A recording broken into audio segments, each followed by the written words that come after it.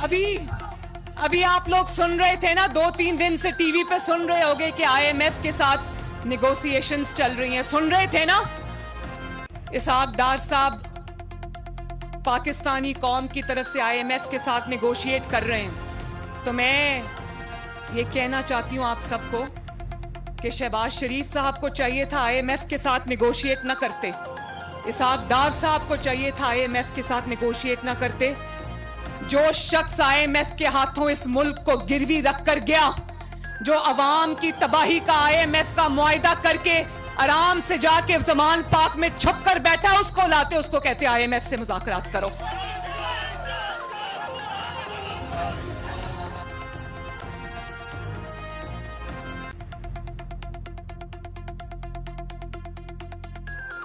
को बिठाते ना जरा आईएमएफ के सामने और कहते जरा आईएमएफ को भी बताओ और इस कौम को भी बताओ कि आईएमएफ के हाथों मुल्क कैसे गिरवी रखा, क्या शराइत तय की कि आज भी मईशत संभलने में नहीं आ रही, और लोगों को बताओ कि तुम्हारी 4 साल की नाअहली की वजह से आज कौम को ये दिन देखना पड़ रहा है।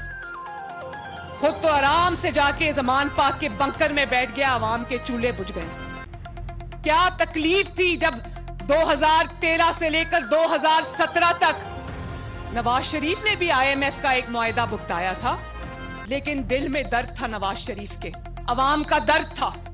अवाम के चूल्हों पे जो रोटी पकती थी उसकी तकलीफ थी नवाज शरीफ को। तो वो आईएमएफ का मुआहिदा ना सिर्फ भुगताया, बल्कि पाकिस्तान की 75 साल की तारीख गवाह है, और आप सब गवाह हो कि नवाज शरीफ के 4 साल में आटा 1 रुपया नहीं बढ़ा, 35 रुपए किलो पर रहा या नहीं रहा? आईएमएफ के मुआहिदे के बावजूद चीनी 50 से 55 रुपए किलो रही 4 साल या नहीं रही? डॉलर 100 से नीचे रहा या नहीं रहा? और घी 140 पे रहा या नहीं रहा?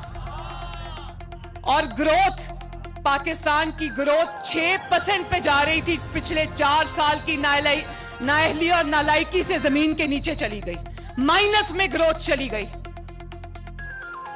और ये वही बेहिस इंसान है ना जो जब इक्तदार में था तो कहता था मैं आलू प्याज की कीमतें कम करने नहीं आया। ये बिल्कुल सही कहता था, बिल्कुल सही कहता था, क्योंकि ये कम करने नहीं आया, ये ज्यादा करने आया था, कीमतें बढ़ाने आया था, जिसकी कीमत आज अवाम को अदा करनी पड़ रही। बनी गाला का किचन भी कोई और चलाता है, जमान पाक का किचन भी कोई और चलाता है, क्योंकि इसका कोई जरिया आमदन नहीं है।